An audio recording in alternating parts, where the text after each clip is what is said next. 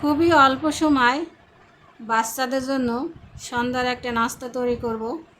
তো এটা হলো নুডলস। শুধু যে বাচ্চারাই পছন্দ করে তা না, বড়রাও পছন্দ করে।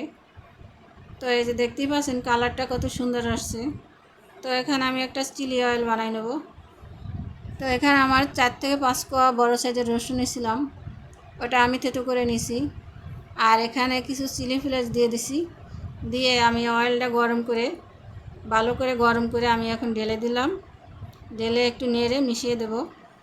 আর এদিকে আমি নুডলস রান্না করার জন্য একটা প্যান বসাইছি। প্যানে আগে থেকে তেল দিয়ে রাখছিলাম, তেলটা গরম হয়ে গিয়েছে।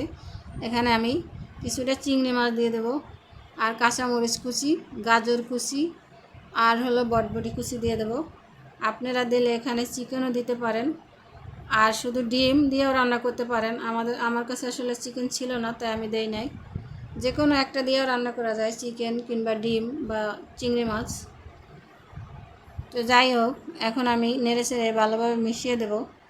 এখানে আমি এখনও লবণ দেই নাই। এখানে আমি একটা সস বানাই রাখছি। এখানে সসের ভিতরে ছিল টমেটো সস, সয়া সস এবং ফিশ সস। এখন আমি এটা দিয়ে দেব।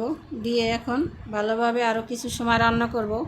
চিংড়ি মাছটা বেশি সময় ভাজার কোনো দরকার নাই।